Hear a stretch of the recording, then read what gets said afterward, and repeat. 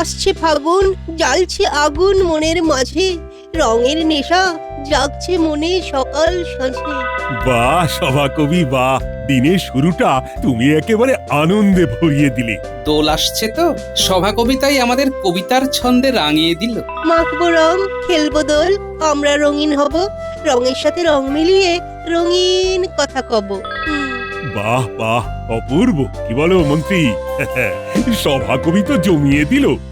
কি যে রং মেখে সংসেজে আনন্দ পাও তোমরা, বুঝি না বাপু। সে কি হে মন্ত্রী, তুমি রং মাখতে চাও না? না মহারাজ, আমার রং মেখে সংসাজতে ভালো লাগে না। মহারাজ, আমাদের মন্ত্রী মশাই তো বেরসিক ছিলেনই, এখন থেকে উনি বেরঙিনও হলেন। বেরসিক এবং বেরঙিন। ও তোমরা যাই বলো আর যাই করো, রং আমি মাখবো না। মাখবো না বললেই হবে, আপনাকে আমি রং মাখাবই। দরকার পড়লে আপনার ঘরে গিয়ে আপনাকে রঙিন করে আসবো।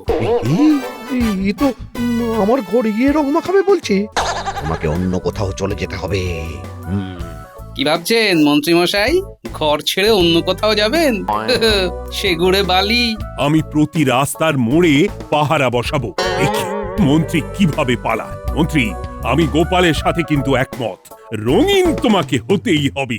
একদিন রং মাখুন আর ৩৬৫ দিন ত্বকের সমস্যা থেকে বাঁচুন। মন্ত্রীমশাই, আমাদের এই উৎসবগুলো এমনি এমনি আসেনি। তোমরা যাই বলো, রং আমি মাখবো না, আর আমাকে কেউ রং মাখাতে পারবে না। দেখা যাক কে বড় রংবাজ। রংবাজ গোপাল, তার চওড়া কপাল। দেখা যাক কে বড় রংবাজ, আমি না গোপাল। তাহলে ওই কথাই রইলো, দোলের দিন গোপাল মন্ত্রীকে রং লাগাচ্ছে। আপনি যেখানেই লুকিয়ে থাকুন না কেন, রং আপনাকে লাগাবই।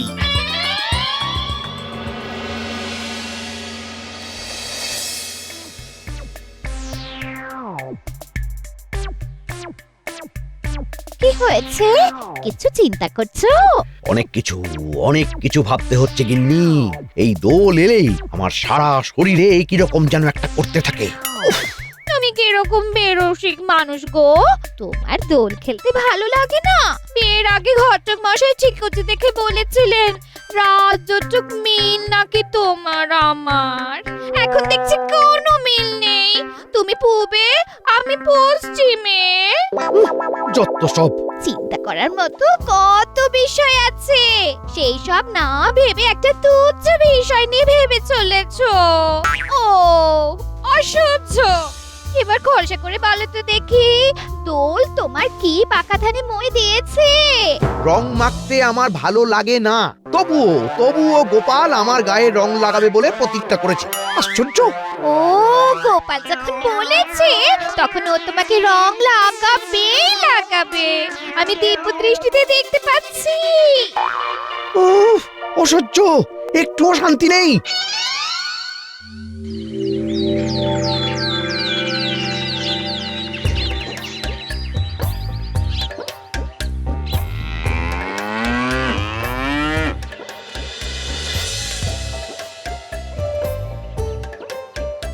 বাবা, বাবা, আমরা দোল খেলতে এসে গেলাম। ও মা, এ মিনু মাঝে আয় আয় আয়, কতদিন পরে এলি? সবার সাথে রং খেলবো বলে ছুটে চলে এলাম। বাবা, আপনার পায়ে ধুলো দিন। সবে ঘুম থেকে উঠে এসেছি, পায়ে তো ধুলো নেই বাবা জীবন। চলো আমার সঙ্গে একটু বাইরে চলো, পায়ে বেশ ভালো করে ধুলো মাখি, তারপর তুমি যত ইচ্ছে ধুলো নাও। এটা তোমার কেমন তোর কথা? বছর কাদিনে মেয়ে জামাই এলো, তা আসুক না, শ্বশুরের বাড়িতে জামাই আসবে না তো কে আসবে? তবে ওই পায়ের ধুলো শব্দতে আমার আপত্তি আছে, ওগুলোকে বলে ওই পাতলা আলাপ। ঠিক আছে, পায়ে ধুলো দরকার নেই, শুধু আশীর্বাদটা দিন তাহলেই হবে। দিলাম বাবা জীবন, বুক ভরা ভালোবাসা আশীর্বাদ দিলাম। আমাকে তো বাজার যেতে হবে। বাজারে যাবেন? বাহ, ভালোই হলো, চলুন আপনার সাথে বাজারে যাই। কেন বাবা জীবন? অনেকদিন ধরে খুব কাঁকড়া খাবার ইচ্ছে হচ্ছে, সে কবে খেয়েছিলাম মিনু। গত বছর। চলুন বাবা, মা আজ কাঁকড়ার ঝাল বানাবেন। কাঁকড়া? এসেই দাঁড়া বসাতে শুরু করে দিচ্ছ। কি হলো তোরই? দাঁড়িয়ে আছো কেন? বাজারে চলে নাও আর জামাই যা বলছে তা নিয়ে এসো। হ্যাঁ? অগত্যা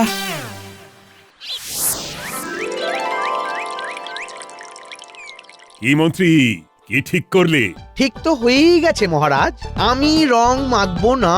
রং মাখবেন না মন্ত্রী মশাই, এই করেছেন পণ। লুকিয়ে থাকবেন মন্ত্রী মশাই, দোল চলবে যতক্ষণ। লুকিয়ে থাকাচ্ছি?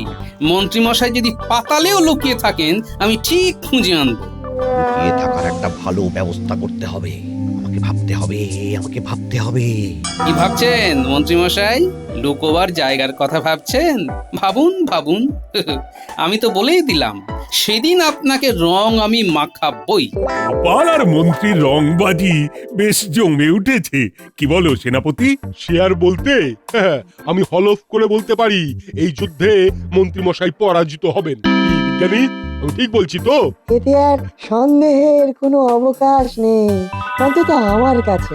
দেখো মন্ত্রী, তোমার উপর কারো বিন্দু মাত্র আস্থা নেই। আমার তো নিজের ওপর আস্থা আছে মহারাজ। তাহলে হয়ে যাক একটা বাজি, রং নিয়ে বাজি। যে হারবে সে খাওয়াবে। আমি তো রাজি মহারাজ। আর মন্ত্রীমশাই আপনি? রাজি। মন্ত্রী মশাই আজই বলে দিলেন রাজি, দোলের দিনে মিষ্টি করে খেলবেন রংবাজি। কি শুরু করেছো? গোপালের সাথে বাজি? তোমার কি মনে হয় তুমি বাজি জিতবে? জিতবো, অবশ্যই জিতবো। আমার কিন্তু খুব মাথা গরম আছে, আমার মাথাকে আর গরম করিও না। কেন গরম আছে আমাকে জানাও। আমার মা আমাকে চিঠি পাঠিয়েছে, কয়েকটা বানর হুপ হুপ শব্দ করছে আর তোমার শ্বশুর বাড়ির বাগান তছনছ করছে। আমার মায়ের কত ক্ষতি হলো বলো তো, মাকে কিছু আর্থিক সাহায্য করা দরকার। বানর? কি হলো, কথা কানে গেল না? যে আর্থিক সাহায্যের কথা শুনেছো অমনি চুপ। আরে না না না না না, দোলের দিনটা কাটতে দাও। আমি আর তুমি দুজনে মিলে তোমার মায়ের হাতে কিছু মোহর দিয়ে আসবো।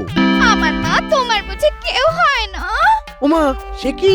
উনি তো আমার আরো একটা মা, আমার শাশুড়ি মা। হ্যাঁ গো, তোমার গোপালের সাথে বাজিটা না ধরলেই নয়। তুমি একদম কিচ্ছু চিন্তা করো না, এই বাজি আমি জিতবই। আমাকে এখন একটু যেতে হবে, কেমন? কোথায়? এসে বলবো।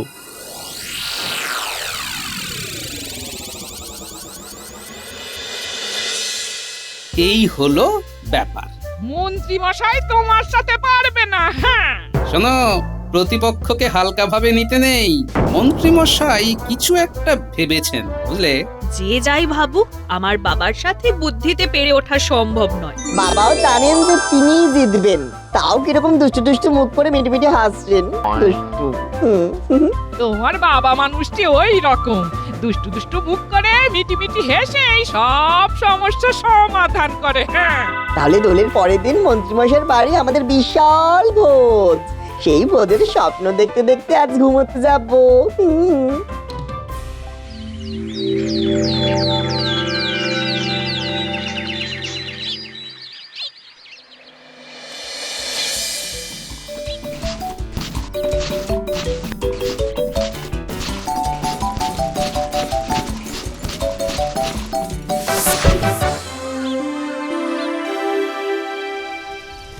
আজ আমাদের নেড়াপোড়া, কাল আমাদের দোল, পূর্ণিমাতে চাঁদ উঠেছে বলো হরি বল।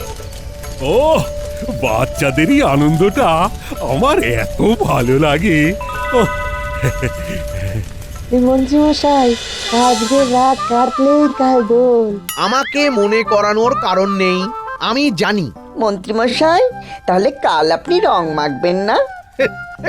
এবার এমন জায়গায় আমি লুকোবো যে কারো চোখে পড়বে না। আপনি যদি পাতালেও যান না, আমি আপনাকে খুঁজে বার করবই। বাজি তো ধরাই আছে, হেরে গেলে তো পরের দিন ভোজ। তার মানে নতুন কোনো বদ বুদ্ধি মাথায় বাসা বেঁধেছে, ঠিক আছে?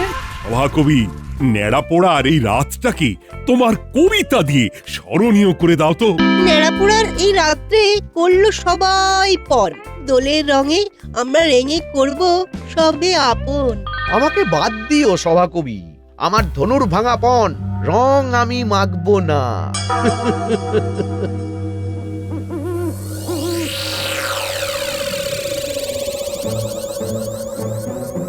দাঁড়াও, আগে দেখি কেউ আছে কিনা। কেউ নেই, এখন টুকুস করে বেরিয়ে এসো।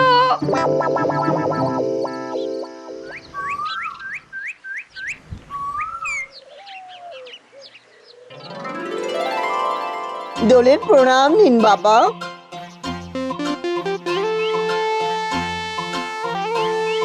তোমাকেও দোলের শুভেচ্ছা জানাই বাবা। আশীর্বাদ করি তোমাদের ভালো হোক। হ্যাঁ, শুভ দোল যাত্রা। আমরা তোমাদের সবার পায়ে আবির দিতে এসেছি। ঠিক আছে, আগে মঠ আর ফুট কড়াই খা, তারপর সব হবে। মনে আছে তো মন্ত্রীমশাইকে রং লাগাতে হবে? আছে আছে, মন্ত্রী মশাইকে রং মাখিয়েই ছাড়বো।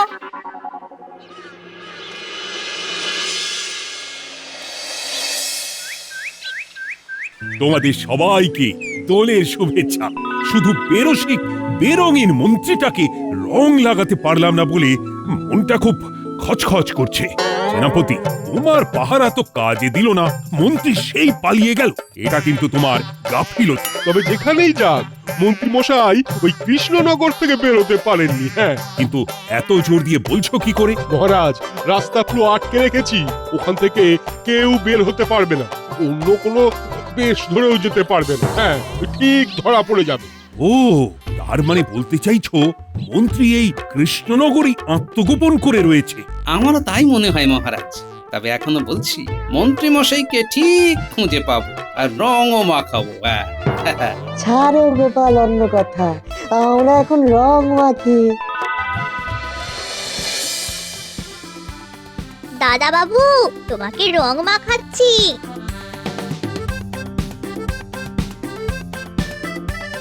আমাকে আর কত রং মাখাবি? আমি তো একেবারে রঙিন হয়ে গেছি, আর তো কোথাও রং মাখানোর জায়গা নেই।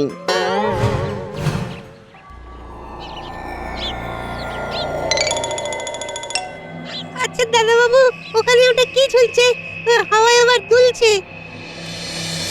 ওরে, এ তো বানরের লেজ। ওরে বাবা, এখান থেকে চল চল চল, বানরটা খেপে যাচ্ছে। বানরের চর খেয়েছিলাম।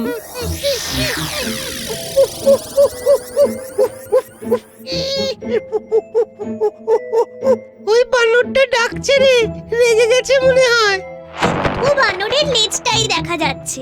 বানরটা কোথায়? ওই যে ঘন পাতার আড়ালে ঢাকা আছে। লেজটা কত বড়! তাহলে বানরটা কত বড় হবে বলো দাদা বাবু? হ্যাঁ, অনেক বড়। একবার যদি দেখতে পেতাম তাহলে খুব ভালো হতো। এই জামাইটা গোলমাল করতে পারে, এবারে রেগে বানরের গলায় ডাকতে হবে।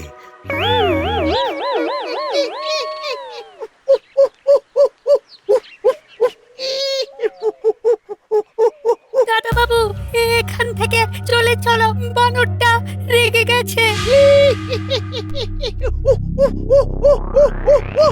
এই, এখান থেকে পালা!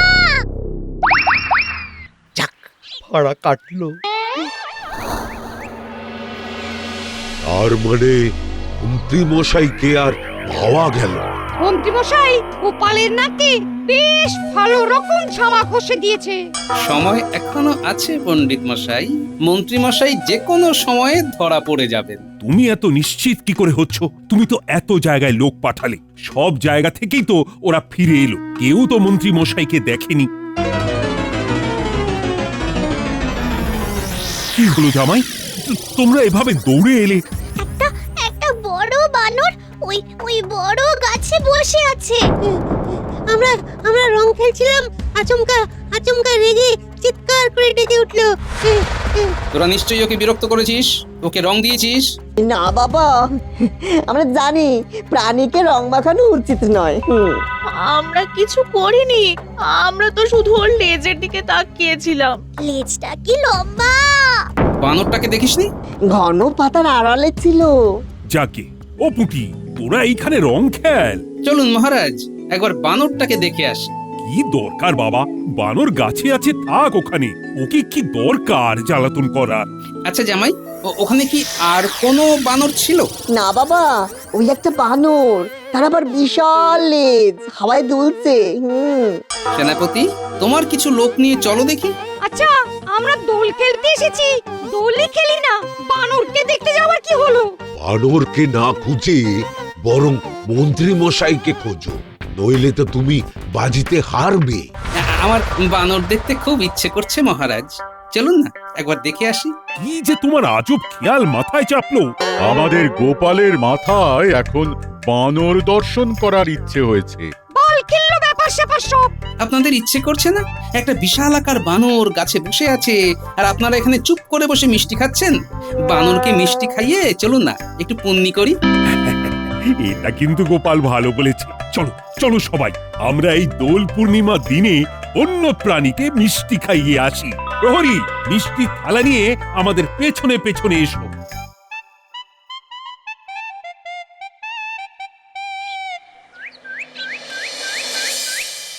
একটু খিদে খিদে পাচ্ছে। সকালবেলায় যা খেয়েছি এতক্ষণে তো হজম হয়ে গেছে, আর কিছুক্ষণ পেটে দড়ি দিয়ে থাকতে হবে। প্রায় মেরে এনেছি। বাবা, গিন্নি আমার ওপর ভরসা করতে পারেনি, এবার এবার দেখিয়ে দেব।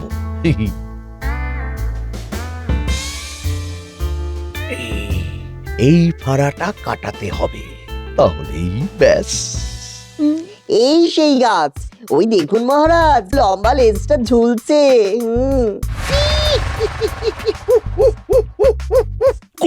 গোপাল সাবধান, বানরটা সত্যি খুব বিরাট। গোপাল, সর্ববিষয় ওস্তাদি করতে যেও না, খাবে যখন বানরের হাতে চড় তখন বুঝবে। বানরটার খুব খিদে পেয়েছে মহারাজ, তাই এই রকম চিৎকার করছে। খাবার টোপ দেখাচ্ছে, আমাকে পোকা পেয়েছে তো। বেশ তো প্রহরী, খাবারটা একটা জায়গায় রাখো। গোপাল, তুমি ওখান থেকে সরে এসো, খাবার সময় ওরা একদম বিরক্ত করা পছন্দ করে না। বানরটা কি একটা ডালের থামের মতো বসে আছে নাকি? আমরা এখানে এসেছি, আমাদের গলা শুনছে, তবু নড়ছেও না চড়ছেও না। এটা কি বানর নাকি না? এরকম একটা সন্দেহ হচ্ছে। ওহ গোপাল, তুমি কিন্তু একদম কথা শুনছো না। তুমি এদিকে এসো। জামাই, তুমি তোমার শ্বশুর মশাইকে এদিকে নিয়ে এসো। আর প্রহরী, তুমি খাবারের থালাটা গাছের তলায় রেখে এসো। আয় আয় বানর, বানর রে, খেয়ে নাও, তোমার ল্যাজটা একটু নাড়াও। আয় আয় আয় আয় আয় আয় আয় আয় আয় আয় আয় আয় আয়। আমি একটু কাব্য করে বলি। বলো বলো, তোমার কাব্য শুনে যদি গা গতর নাড়ায়। আয় রে বানর, আয় রে আয়, বেলা যে দেখো পড়ে যায়, কেমন ধারা বানর তুই। বানর তোমার ল্যাজটা ছুঁই, হাওয়ায় দোলে ওই ল্যাজ, নির্ঘাত কিছু আছে প্যাঁচ, দিলাম একটা টান খ্যাচ। হ্যাঁ, বানর বসে আছে ডালে, ল্যাজ পড়লো আমার পালে। এই কেমন বানর বাবা? কিরকম ব্যাপার হলো? ও মন্ত্রী মশাই, নেমে আসুন। মন্ত্রী মশাই মানে? মন্ত্রী মশাই বানর সেজে মগ ডালে বসে রঙের হাত থেকে বাঁচতে চেয়েছিলেন মহারাজ, কিন্তু সে ঘুরে পারলি। মন্ত্রী নেমে এসো, নইলে এখান থেকে রং ছুড়বো। নামছি নামছি নামছি নামছি। নাও গোপাল, তুমি প্রথম রং লাগাও।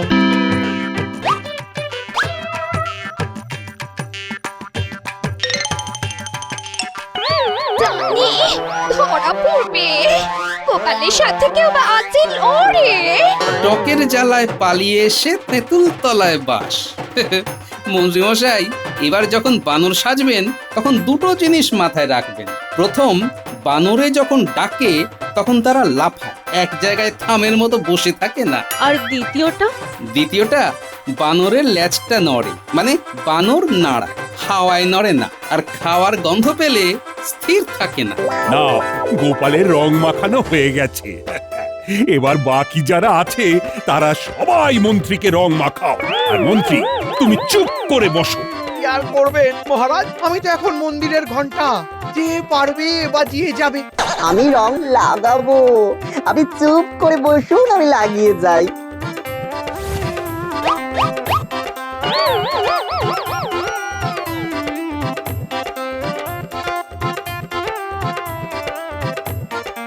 তাহলে মন্ত্রী, গোপালের সাথে রং বাজিতে তুমি একেবারে ধরাশায়ী। কাল তাহলে তোমার ঘরে আমাদের নিমন্ত্রণ। এখানে আজ যারা যারা আছে তারা সবাই তোমার বাড়িতে নিমন্ত্রণ খেতে যাবে। তুলে পরের দিন আমার মায়ের কাছে যাব, সে ঘুরে পালি হলো তো। গোপালের সাথে বাজি ধরার স্বাদ মিটেছে তো। আমি চললাম মায়ের কাছে, তুমি রান্না করে খেও। অগিন্নি, তুমি আমাকে একা রেখে যেও না গো অগিন্নি। তাহলে খাবার কি হবে? আরে আমি আছি কি করতে? কাল আমার বাড়ি তোমাদের সবার নিমন্ত্রণ। ও মন্ত্রী, তোমাকে কিচ্ছু করতে হবে না। আমার বাড়ি তোমাদের সবার নিমন্ত্রণ, আর আপনারাও আসবেন। দোল সবার ভালো কাটুক।